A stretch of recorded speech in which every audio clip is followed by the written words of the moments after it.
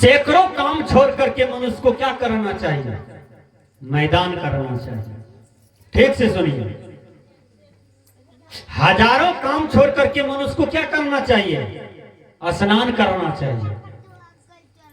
लाखों काम छोड़ करके मनुष्य को क्या करना चाहिए? समय पर भोजन करना चाहिए। अब करोड़ों काम छोड़ करके मनुष्य को क्या करना चाहिए? सत्संग करना चाहिए। करोड़ों काम छोड़कर, क्योंकि सत्संग एक परिवर्तन प्रवर्तक स्थल है। दुनिया में कोई विद्यालय नहीं बना है जो आपके जीवन से चाय छोड़ा दे, तंबाकू छोड़ा दे, दारू शराब अंडा गंडा मांस मछली जीव हत्या छोड़ा दे, चोरी हिंसा नशा झूठ व्यभिचार छोड़ा दे। सत्संग ही एक ऐसा विद्यालय है। इस विद्यालय में बुद्ध परिवर्तन हो गए, इसी विद्यालय में कबीर साहब बन गए, इसी विद्यालय में गुरु नानक बन गए, इसी विद्यालय में बाबा मेही बन गए, इसी विद्यालय में बड़े बड़े शुभचिंतक का जीवन सफल हो गया। बड़े बड़े आदमी, गिरे से गिरे आदमी महान हो गया। इसी विद्यालय में रत्नाकर, अंगुलीमाल, सजन कसाई, गिरे से गिरे पतित से पतित माने जाते हैं ये लोग, इनका भी जीवन सफल हो गया। इसलिए सत्संग परिवर्तन प्रवर्तक स्थल है। सत्संग यज्ञ स्थल है। जहां सत्संग की आवाज सुनिए वहां पर बिन बुलाए चले आना चाहिए। अभी देखिए हमारे मास्टर साहब पंकज साहब पीछे में बैठे हैं, ये बोले कि साहब आपका आवाज सुने, बाद में खेत में था और चले आया। विचार कीजिए, इनको कहते हैं एक नंबर का सत्संगी हैं। एक सत्संगी होता है, वह सुनता है तो इस कान से वह कान निकाल देता है। एक सत्संगी होता है कि सुनता है तो थोड़ा थोड़ा गहन करता है। एक सत्संगी होता है जो सुनता है और पूरे शब्द को अपने जीवन में चरितार्थ करता है। वो एक नंबर सत्संगी है। उसी में हमारे मास्टर साहब पंकज बाबू है। विचार कीजिए, केवल आवाज सुना और चले आए। यहां से 1.5-2 किलोमीटर मगुरजान है। विचार कीजिए, मगुरजान का लोग आपके मंच पर हैं और बहुत बहुत भट्ट विद्वान है, मूर्धन्य विद्वान है, अच्छे ज्ञान विचार है पंकज बाबू का। ऐसे ऐसे आदमी हो जाए हर गांव में तो सत्संग पंडाल में लोगों को आने के लिए प्रचार की जरूरत नहीं है। एकदम बिन बुलाए आ सकते हैं। कहीं नाच होता है, देखिए तो नाच में दौड़ देते हैं अक्षत तुलसी सुनने के लिए, देखने के लिए कि भाई अक्षत तुलसी देखिए आए नाच है ते अल्लाह उदल कर जरूरत है ओकर न। 10 कोस के लड़का लड़की अपना चटाई रजाई बोरा बिस्तर उस ठंडी में कम्बल लेकर के आंख फाड़ फाड़ करके नींद कमैया कर करके देखेगा, वहां मान सम्मान नहीं खोजेगा।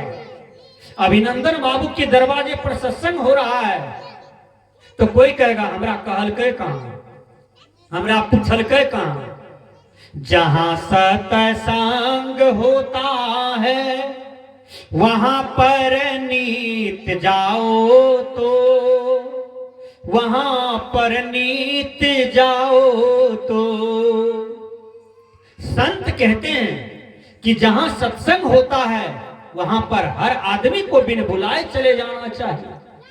विचार कीजिए, एक महिला बिन बुलाए सत्संग में जाया करती थी। समाज में एक नंबर का महिला हो गया और सब आदमी उसको आदर देना शुरू कर दिया। चाहे वो जय गुरु महाराज बला रहे कि गुरुदेव बला रहे कि बाबा नाम केवलम बला रहे कि शिव चर्चा बला रहे, वो महिला चले गए सत्संग सुन के घर चले आए, घर के लोगों को सुनावे। एक दिन बाबा महाराज प्रवचन में कह रहे थे कि नारी पुरुष एक मति होई तो जुग जुग राज करिए सोई। ध्यान दीजिए, बड़ा बढ़िया से इसका विश्लेषण किए बाबा महाराज कि जो पति पत्नी मिल करके सत्संग करते हैं, भजन करते हैं, भक्ति करते हैं, वह 7 जन्म तक साथे रहेगा। दोनों पति पत्नी रहेंगे। महात्मा जी स्पष्ट कह दिए तो उसकी पत्नी को ये बात चुभ गई। पत्नी सोचती है कि मैं तो 10 साल से साधना, ध्यान, तपस्या, दान, पुण्य, भक्ति, आराधना सब करती हूं।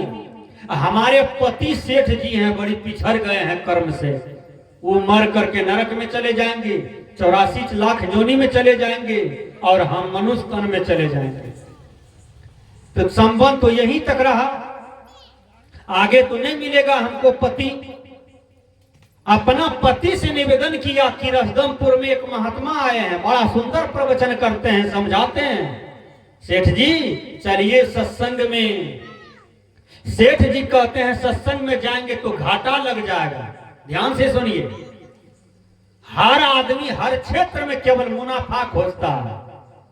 जो जीवन में घाटा नहीं सहेगा तो मुनाफा कैसे कमाएगा?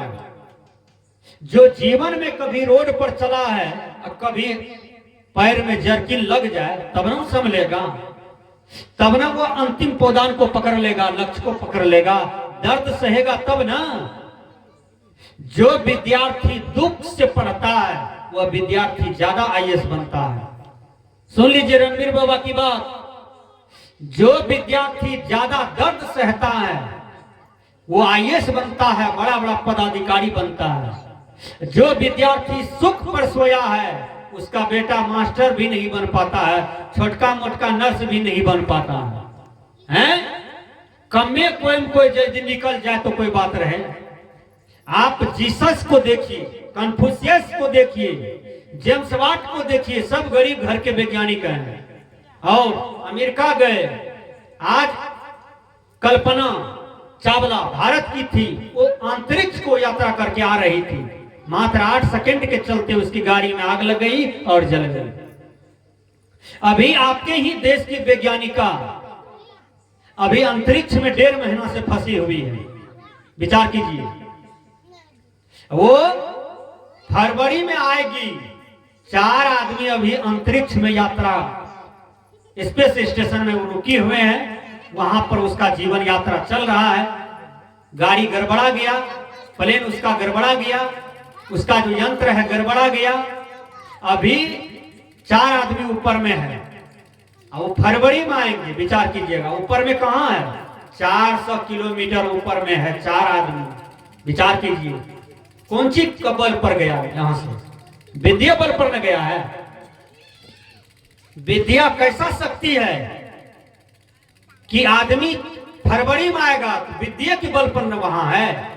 बोलिए कि लाठी लठौवल के बल पर है कि अज्ञानता के बल पर है। इसलिए विद्या वह शक्ति है, विद्या वह दिव्य मंत्र है कि हर आदमी को ऊपर उठा देता है। इसलिए राजा एक ही राज में पूजे जाते हैं, लेकिन जिसके अंदर में विद्या हो, विश्व के कोई कोना में वो चले जाए, उनका हर जगह पूजा होगा। विद्वान सर्वत्र पूज्यते, विद्वान सभी जगह पूजे जाएंगे, वैज्ञानिक सभी जगह पूजे जाएंगे, विद्या धारणात आदमी सभी जगह पूजे जाएंगे।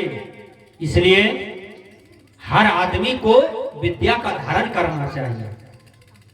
तो सेठी कहती है, सेठ जी चलिए सत्संग में।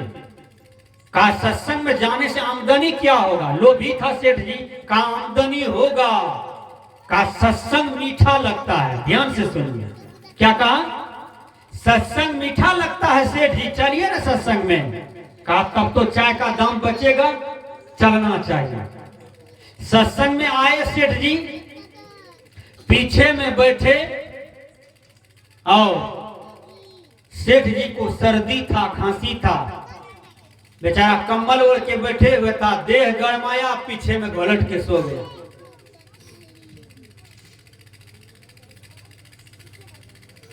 सत्संग समाप्त हो गया, एक को बात नहीं सुन पाया, सो जो गया। फिर दूसरे दिन सेठ जी आए सत्संग में, सेठी लाई, आना तो चाह नहीं रहे थे। कहा है तू बोलल रह कि सत्संग मीठा लागे छे, कहां लागल काल मीठा? सेठ जी फिर सो गए 10 मिनट में, देह गरमाया न सो गया। एक तो करिया कुत्ता था बगल में, सेठ जी का मुंह खुला हुआ था, नाक जाम था, सर्दी भयंकर था।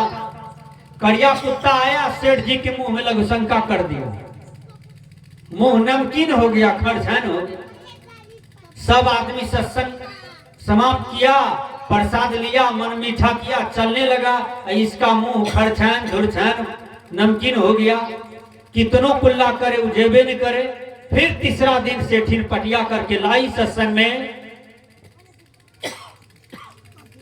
फिर सेठ जी घर वाले कहते हैं आबू आबू सरकार, कुर्सी दे दिया, कहा बैसू बैसू सरकार। 10 मिनट सेठ जी सत्संग सुना, नहीं अच्छा लगा। नाच ड्रामा अच्छा लगता है, बंदर का नाच अच्छा लगता है, हीरो हीरोइन मोबाइल में देखिए तो बड़ी सुंदर लगेगा, सत्संग में बैठिए तो मन कहेगा भगवान छोड़ नहीं सब काम, चलने घर है।